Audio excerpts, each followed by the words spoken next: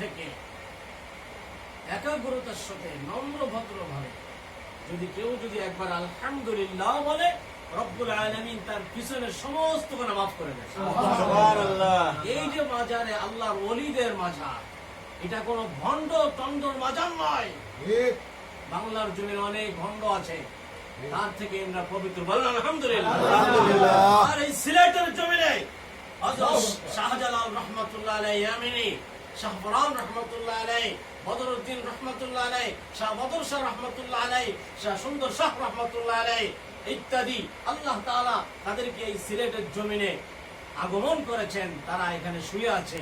এই ওলি আল্লাহর বাংলাদেশ, পীর হক্কানি আলেম ওলামাদের বাংলাদেশ, এখানে কোনো ভণ্ডদের কোনো রাস্তা নাই। এজন্য আমরা আরেকবার শুকরিয়া আদায় করি যে এই সিলেটের জমিনে আল্লাহর ওলিরা শুয়ে আছে।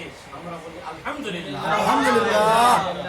সেই সাথে সাথে আমরা শুকরিয়া আদায় করে নিই যে আল্লাহ তাআলার হাবিবকে এই মহা রবিউল আউয়াল মাসে আল্লাহ তাআলা দুনিয়ায় আগমন ঘটালেন। বলে আলহামদুলিল্লাহ, আলহামদুলিল্লাহ। আল্লাহ পাক রব্বুল আলামিন কোরআনুল কারীমের মধ্যে ঘোষণা করে দিয়েছেন, কাইফা তাকফুরুনা বিল্লাহ, কাইফা তাকফুরুনা বিল্লাহি ওয়া কুনতুম আমওয়াতান ফাআহয়াকুম সুম্মা ইউমীতুকুম সুম্মা ইউহয়ীকুম সুম্মা ইলাইহি তুরজাউন। আল্লাহু আকবার, আল্লাহু আকবার, আল্লাহু আকবার। শাহজালাল ইয়ামিনী রাহমাতুল্লাহ আলাইহি উনি গৌর গোবিন্দকে দূর করে দিয়েছে, ঠিক কিনা? ঠিক। তাই আমরা সেই ওলি আউলিয়াদের বাংলাদেশের মানুষ, আল্লাহ তাআলা আমাদেরকে এই জমিনে কবুল করেছেন। বলে আলহামদুলিল্লাহ, আলহামদুলিল্লাহ। আমাদের যেমন মৃত্যুর ভয় আছে, আল্লাহর ভয় আমাদের অন্তরে আছে।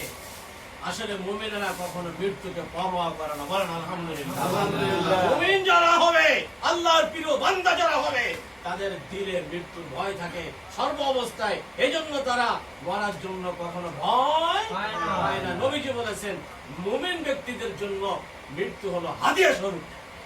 মৃত্যু হলো মুমিনদের জন্য হাদিয়া স্বরূপ। সুবহানাল্লাহ। মুমিনরা ভয় পায় না।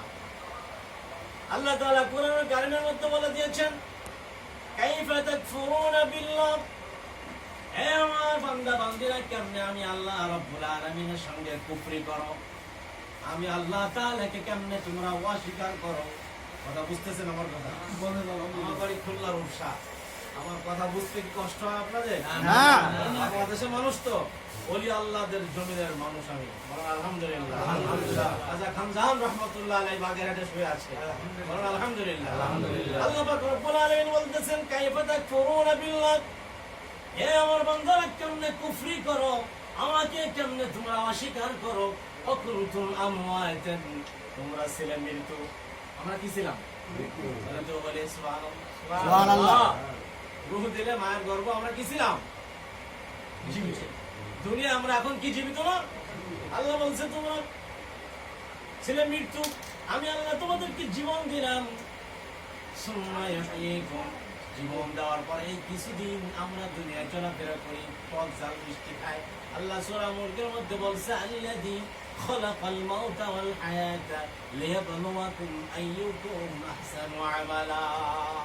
আল্লাহ ফিহা নুঈদুকুম ওয়া মিনহা নুখরিজুকুম দারাতান উখরা। এখানে আল্লাহ তাআলা বলছে, আমি মানুষকে মাটি দিয়ে বানাইছি। আমরা মাটির মানুষ। আমরা কিসের মানুষ? মাটির মানুষ। অফিহা নুঈদুকুম, আল্লাহ বলছে আবার পুনরায় তোমাদেরকে আমি আল্লাহ মাটির ভিতর নিয়ে আসবো। মিনহা নুখরিজুকুম তারাতান উখরা, পুনরায় এই মাটি থেকে তোমাদেরকে আমি আল্লাহ জীবিত করব। সুবহানাল্লাহ। আল্লাহ বলছে, আল্লাযী খালাকাল মাউত, আমি মৃত্যু দিলাম, ওয়াল হায়াতা, আমি জীবন দিলাম। মৃত্যু এবং জীবন দিলাম কেন?